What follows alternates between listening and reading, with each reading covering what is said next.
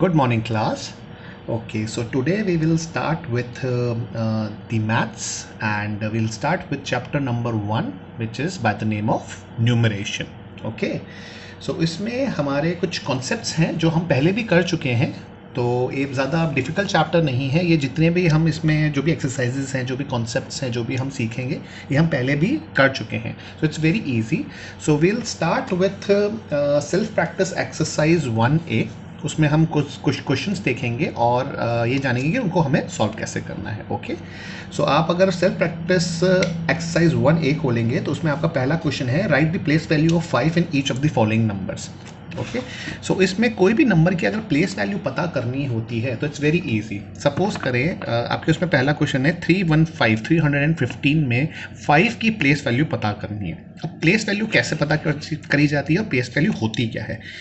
315 को हम लिख सकते हैं ऐसे, 300 प्लस 10 प्लस 5, इनका अगर टोटल करेंगे तो आपका 315 आ जाएगा। तो यहाँ पे 5 की वैल्यू कितनी है? 5 की वैल्यू यहाँ है 5। अगर मैं पूछूं यहाँ पे 3 की वैल्यू कितनी है, तो यहाँ पे 3 की वैल्यू है 300। ट्रिक कैसे है? अगर मैं आपसे पूछता हूँ इसमें 3 की प्लेस वैल्यू क्या है, तो आपको क्या लिखना है? 3, और उसके पीछे कितने डिजिट्स हैं? 2, तो आपको 2 0 लगाने। तो 3 की प्लेस वैल्यू इस नंबर में 300 होगी। सपोज करें एक नेक्स्ट एग्जांपल लेते हैं। यहाँ पे 5 की प्लेस वैल्यू कितनी थी? ओनली 5। बट यहाँ पे इस नंबर में 5 की प्लेस वैल्यू कितनी है? 50। कैसे?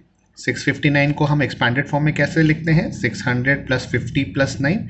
अब यहाँ पे 5 की वैल्यू कितनी है? 5 की वैल्यू है यहाँ पे 50। ओके, बिकॉज ये टेंस प्लेस पे है।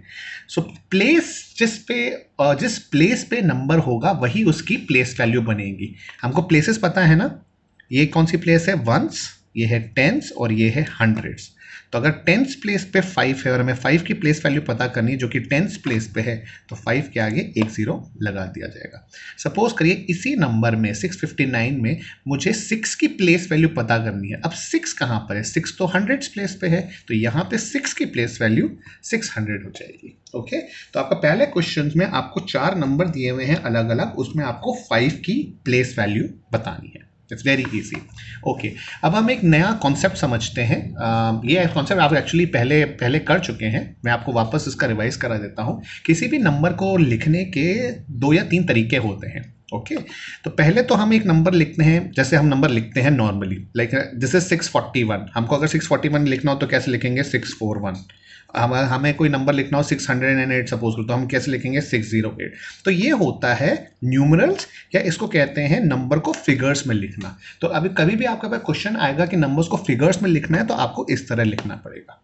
अब इसी को ही हम एक्सपैंडेड फॉर्म में लिखते हैं, जैसे मैंने ऊपर आपको बताया। सपोज करिए 641 को हमको एक्सपैंडेड फॉर्म में लिखना है, तो हम इसको कैसे लिखेंगे? पहला नंबर क्या है? 6, इसके पीछे कितने डिजिट हैं? 2, तो 2 0 प्लस 4, नेक्स्ट नंबर उसके पीछे कितने डिजिट है? 1, तो 1 0 प्लस 1। ये हो गया आपका एक्सपैंडेड फॉर्म। इजी।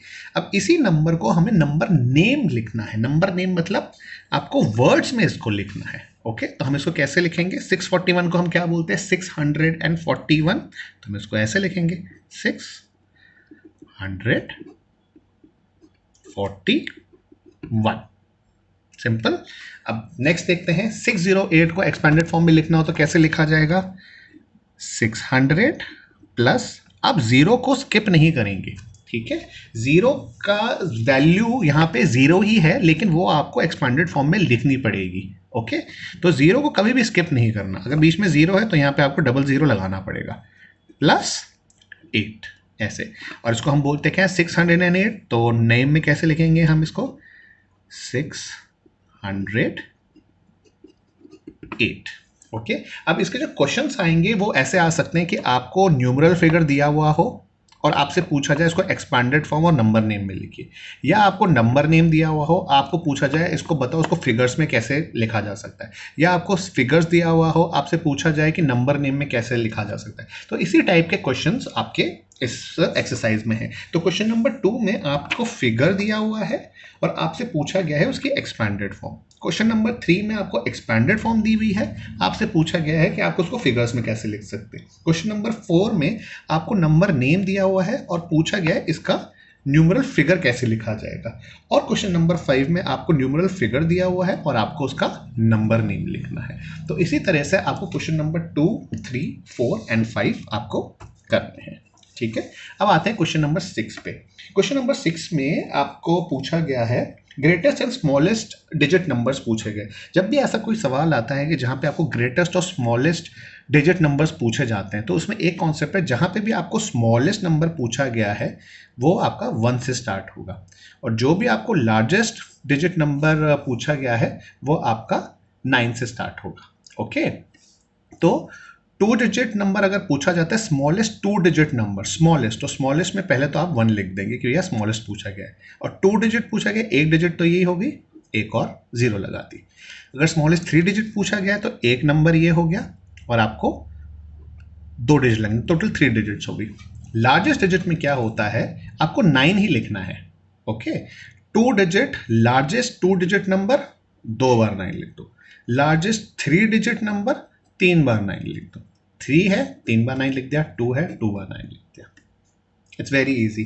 तो 6 क्वेश्चन में आपको greatest and smallest 4 digit number लिखना है, तो आप लिख के आप मुझे बताइएगा। Question number 7 is greater smaller equal to. कौन सा नंबर किससे बड़ा है, कौन सा नंबर किससे छोटा है, एक एग्जांपल करके देखते हैं। जो पहला एग्जांपल है ये 3792 और 3972 में कौन सा बड़ा है, तो ऑब्वियसली इट्स 3972। पहला डिजिट तो 33 है, ये 7 है, ये 9 है, तो 9 7 से बड़ा होगा, तो इसको ऐसे करेंगे, जो भी ओपन साइड होगी वो बड़ी की तरफ फेस होनी चाहिए।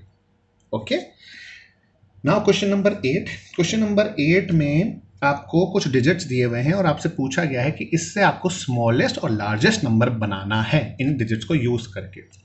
वेरी इजी, अगर आपको स्मॉलेस्ट नंबर पूछा है तो आप इनमें से सबसे छोटा नंबर चूज करेंगे। सबसे छोटा नंबर 2 है, फिर उससे बड़ा, फिर उससे बड़ा और फिर उससे बड़ा, तो ये आपका स्मॉलेस्ट नंबर बन गया।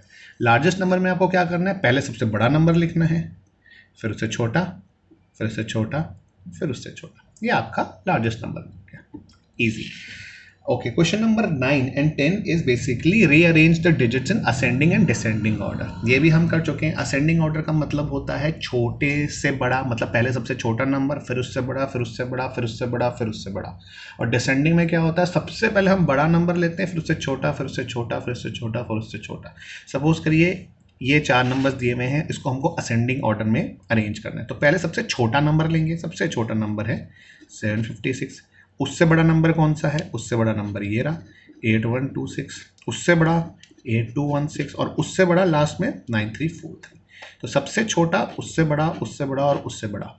और डिसेंडिंग ऑर्डर में यही चीज़ उल्टी हो जाती है, पहले सबसे बड़ा नंबर लिखते हैं, फिर उससे छोटा लिखेंगे, फिर उससे छोटा लिखेंगे और लास्ट में सबसे छोटा नंबर लिखेंगे, which is called descending order.